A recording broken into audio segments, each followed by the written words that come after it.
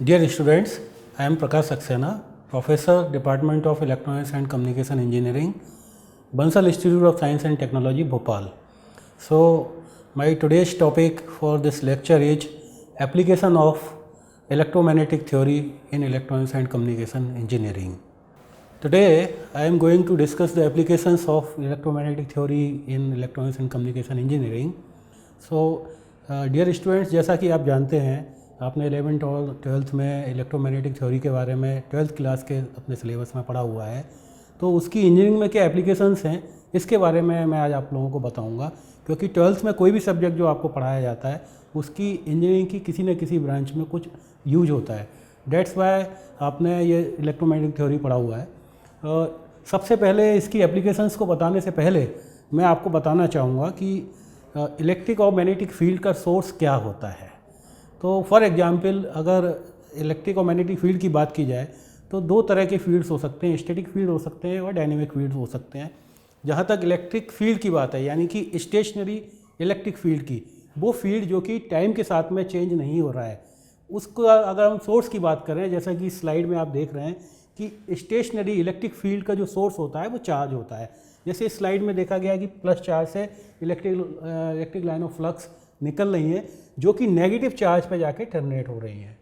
तो जो सोर्स है इलेक्ट्रिक फील्ड का वो चार्ज है, स्टेशनरी चार्ज है, जिससे इलेक्ट्रिक लाइन ऑफ फ्लक्स निकलती हैं और नेगेटिव जो आपका चार्ज रहता है उस पर जाके टर्मिनेट होती हैं, जैसा यहाँ आप देख रहे हैं। दूसरा कि अगर हमको ये पता लगाना है कि इलेक्ट्रिक फील्ड कितना स्ट्रॉन्गर है और कितना वीकर है, तो लाइन की जो चौड़ाई है उससे आप देख सकते हैं ये स्ट्रॉन्गर इलेक्ट्रिक फील्ड को लोकेट कर रहा है, ये वीकर इलेक्ट्रिक फील्ड को शो कर रहा है। नेक्स्ट, यहाँ पे मैंने जिस स्लाइड में दिखाया है कि जो सोर्स होता है मैग्नेटिक फील्ड का, यानी स्टेशनरी मैग्नेटिक फील्ड, किसी भी मैग्नेटिक फील्ड को जनरेट करने के लिए जब तक चार्ज मोशन में नहीं होगा मैग्नेटिक फील्ड जनरेट नहीं होता है। तो मैग्नेटिक फील्ड का जो सोर्स होगा वो आपका मूविंग चार्ज होगा। तो आप यहाँ इस स्लाइड में देखेंगे कि मैग्नेटिक फील्ड के अलग अलग सोर्सेज हैं, जैसे current in wire, loop of wire में हो सकता है, वायर मैग्नेट में हो सकता है, हमारी अर्थ से भी मैग्नेटिक फील्ड जनरेट होता है।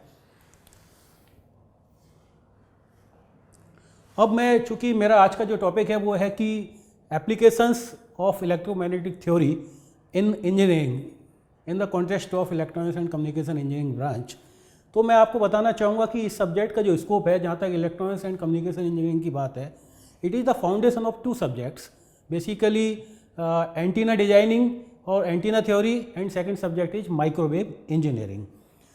जहाँ तक एंटीना की बात है, जहाँ आपने देखा होगा कि जो भी हमारा कम्युनिकेशन होता है, इलेक्ट्रोमैग्नेटिक वेव्स एंटीना से रेडिएट होके सोर्स से डेस्टिनेशन तक ट्रेवल करती हैं। तो जो एंटीना की डिजाइनिंग होती है, एंटीना से जो वेव्स निकलती हैं, उसमें पूरा का पूरा इलेक्ट्रोमैग्नेटिक थ्योरी का यूज होता है। उसी के बेसिस पे हम रिसीविंग एंटीना में पावर को कैलकुलेट करते हैं on the basis of EM theory. तो बेसिकली दो ब्रॉड लार्ज जो एप्लीकेशंस हैं जहाँ तक इलेक्ट्रॉनिक्स एंड कम्युनिकेशन इंजीनियरिंग की बात है, वो एक एंटीना डिजाइनिंग में है, दूसरा माइक्रोवेव इंजीनियरिंग में है। माइक्रोवेव एक ऐसी फ्रीक्वेंसी है जिसकी वेवलेंथ माइक्रोमीटर में होती है। तो जो हमारा अर्थ स्टेशन से सैटेलाइट के बीच में जो कम्युनिकेशन होता है वो माइक्रोवेव फ्रीक्वेंसी पे होता है, जो कि पर्टिकुलरली जो एप्लीकेशंस होती हैं, जो डिवाइसेस होती हैं, उस पर्टिकुलर फ्रीक्वेंसी पर वर्क करती हैं। तो ये जो ईएम थ्योरी है, इसका भी आप इस्तेमाल माइक्रोवेव डिवाइसेस के एनालिसिस और माइक्रोवेव ट्रांसमिशन में करते हैं। ये सिमिलरली यहाँ मैंने फिगर्स बताई हैं आपको। दूसरा, चूँकि ये सब्जेक्ट जहाँ electromagnetic theory electronics and communication engineering के साथ साथ में इलेक्ट्रिकल इंजीनियरिंग में भी पढ़ाया जाता है। तो जहाँ तक इलेक्ट्रिकल इंजीनियरिंग की बात है, उसमें इस सब्जेक्ट का उपयोग मशीन डिजाइनिंग में किया जाता है, क्योंकि जो भी आपकी इलेक्ट्रिक मशीन होती है उनमें अंदर फील्ड जनरेट होता है। तो फील्ड कैलकुलेशन के लिए, मशीन डिजाइनिंग के लिए इस सब्जेक्ट को अंडर ग्रेजुएट लेवल में इलेक्ट्रिकल मशीन्स के पॉइंट ऑफ व्यू से स्टूडेंट्स को पढ़ाया जाता है। और इसके अलावा एक टर्म आती है इलेक्ट्रोमैग्नेटिक कंपैटिबिलिटी, तो उसके लिए भी ये सब्जेक्ट का यूज किया जाता है इस थ्योरी के लिए। अब इन ब्रॉड वे में जो मैंने कैटेगराइज किए हैं कि सब्जेक्ट की एप्लीकेशंस क्या क्या हैं, जैसे आरएफ कम्युनिकेशन में यूज होगा, माइक्रोवेव इंजीनियरिंग में यूज होगा, एंटीना डिजाइनिंग में यूज होगा, इलेक्ट्रिकल मशीन में होगा, सैटेलाइट कम्युनिकेशन में होगा, एटॉमिक एंड न्यूक्लियर रिसर्च में होगा, रडार टेक्नोलॉजी में होगा, रिमोट सेंसिंग में होगा, क्वांटम इलेक्ट्रॉनिक्स में होगा एंड VLSI में होगा। अब बात आती है कि objective and steps of learning. जब भी अंडर ग्रेजुएट लेवल में इस सब्जेक्ट को पढ़ाया जाता है इंजीनियरिंग में, किसी भी यूनिवर्सिटी के इन जनरल अगर हम करिकुलम की बात करते हैं तो स्टेप्स ऑफ लर्निंग इस सब्जेक्ट के क्या होंगे। सबसे पहले आपको इलेक्ट्रोस्टैटिक के बारे में पढ़ाया जाएगा, यानी कि स्टेशनरी इलेक्ट्रिक फील्ड। सेकंड जो पार्ट होगा सिलेबस का वो होगा स्टेशनरी मैग्नेटिक फील्ड, मैग्नेटोस्टैटिक, मतलब वो फील्ड जिसमें कि मैग्नेटिक फील्ड टाइम के साथ में चेंज नहीं हो रहा है। जब आप दोनों की स्टडी कर लेंगे, इलेक्ट्रोस्टैटिक की एंड मैग्नेटोस्टैटिक की, देन आप टाइम वेरिंग फील्ड के बारे में पढ़ेंगे, मतलब in the form of Maxwell equations. तो जहाँ तक सिलेबस की बात है, जो इलेक्ट्रॉनिक्स एंड कम्युनिकेशन इंजीनियरिंग के स्टूडेंट हैं उनका जो फोकस होता है वो वेव थ्योरी पे होता है, और जो इलेक्ट्रिकल इंजीनियरिंग के स्टूडेंट्स होते हैं उनका फोकस मैग्नेटिक फील्ड पे होता है।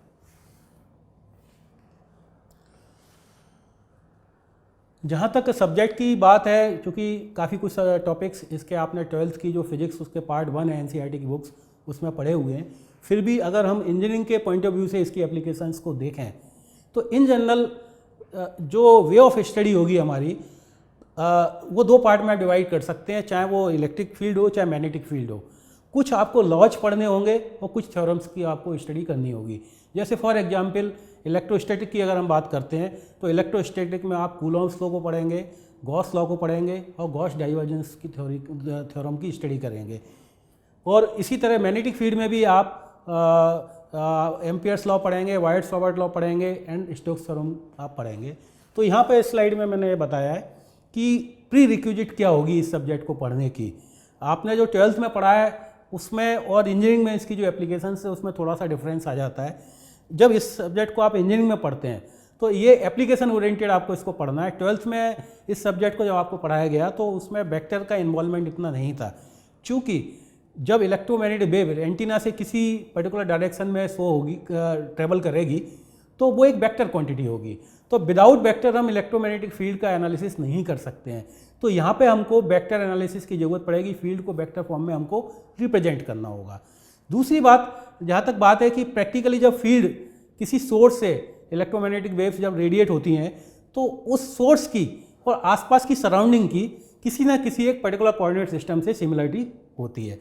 तो 3 कोऑर्डिनेट सिस्टम से हम सिमिलरिटी करते हैं, जिसके बेसिस पे हम फील्ड का एनालिसिस कर सकते हैं और फील्ड की कैलकुलेशन कर सकते हैं।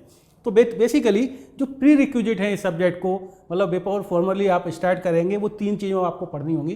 पहला है वेक्टर कैलकुलस, दूसरा जो टॉपिक है वो है ऑर्थोगोनल कोऑर्डिनेट सिस्टम्स। तो बेसिकली 3 ऑर्थोगोनल कोऑर्डिनेट सिस्टम होते हैं आपके, rectangular orthogonal coordinate system, cylindrical coordinate system and spherical coordinate systems. तो ये 2 पार्ट में अगर आप डिवाइड करें, vector analysis and coordinate system, इनकी प्री रिक्विजिट आपको रहेगी। इनके पढ़ने के बाद ही आप EM थ्योरी की एक्चुअल आपकी स्टार्टिंग होगी। तो इन जनरल इस यहाँ पे मैंने आपको बताया कि इलेक्ट्रोस्टैटिक में इन जनरली हम क्या क्या पढ़ते हैं, कुछ लॉज पढ़ते हैं एंड कुछ थ्योरम्स की स्टडी करते हैं। तो यहाँ उन्हीं टॉपिक्स के बारे में मैंने बताया आपको। ये अलग अलग कोऑर्डिनेट सिस्टम्स के मैंने और पिक्टोरियल फॉर्म में बताया कि ये रेक्टेंगुलर कोऑर्डिनेट सिस्टम है जिसमें किसी पॉइंट P को 3 एक्सिस X, Y, Z से रिप्रेजेंट करेंगे। ये सिलेंड्रिकल कोऑर्डिनेट सिस्टम है जिसमें कि हम किसी भी पॉइंट वेक्टर जो कि पॉइंट P पे है इसको 3 कोऑर्डिनेट से रो, फाई एंड जेड से रिप्रेजेंट करेंगे। रो यानी कि सिलेंडर की रेडियस, फाई वेक्टर द्वारा एक्स एक्सिस से बना हुआ एंगल और जेड सिलेंडर की हाइट। तीसरा है आपका स्फेरिकल कोऑर्डिनेट सिस्टम जिसमें कि 3 वेरिएबल्स होंगे, r, theta and phi. 3 coordinates होंगे, r, theta and phi. r उसकी रेडियस है स्फीयर की, theta angle made by that vector और point P with respect to z axis, and phi is the angle made by that vector on xy plane with respect to x axis. ये Coulomb's law in generally आप पढ़ते हैं कि Coulomb's law is nothing but the force between 2 point charge is proportional to their magnitude and inversely proportional to distance between them. Gauss's law क्या कहता है? Gauss law ये कहता है कि टोटल इलेक्ट्रिक फ्लक्स किसी भी बंद सरफेस से जो जितनी बाहर आती हैं वो उस सरफेस के अंदर रखे हुए चार्ज के बराबर होती है। It mean total electric line of flux passing out through any close surface is equal to charge enclose by that surface. इस स्लाइड में मैंने मैग्नेटोस्टैटिक के बारे में बताया है कि मैग्नेटोस्टैटिक के जो थ्योरम्स होंगी, आपको जनरली क्या चीज़ स्टडी करनी रहेगी। वाइट सॉवर्ट लॉ को आपको पढ़ना होगा, एम्पियर्स लॉ की आपको स्टडी करनी होगी, force between two current carrying conductor के बारे में पढ़ना है, स्टोक्स थ्योरम के बारे में आपको पढ़ना है। अब देखिए, जब आप इलेक्ट्रोस्टैटिक पढ़ लेंगे और मैग्नेटोस्टैटिक पढ़ लेंगे तो अब बात आती है कि in theory, total electromagnetic field theory को मैक्सवेल की 4 इक्वेशन से हम रिप्रेजेंट करते हैं। मैक्सवेल एक साइंटिस्ट का नाम था, तो उन्होंने ओवरऑल थ्योरी को 4 इक्वेशन की फॉर्म में रिप्रेजेंट किया है। ये 4 इक्वेशंस हैं। ये पूरी की पूरी, इनको हम स्टेशनरी इलेक्ट्रिक फील्ड के लिए भी डिफाइन कर सकते हैं और टाइम बेरिंग फील्ड के लिए भी डिफाइन कर सकते हैं। मीन्स मैक्सवेल इक्वेशन को स्टैटिक इलेक्ट्रोमैग्नेटिक फील्ड के लिए भी डिफाइन किया जा सकता है और टाइम वेरिंग इलेक्ट्रोमैग्नेटिक फील्ड के लिए भी डिफाइन किया जाता है। जब हम इलेक्ट्रोमैग्नेटिक फील्ड की थ्योरी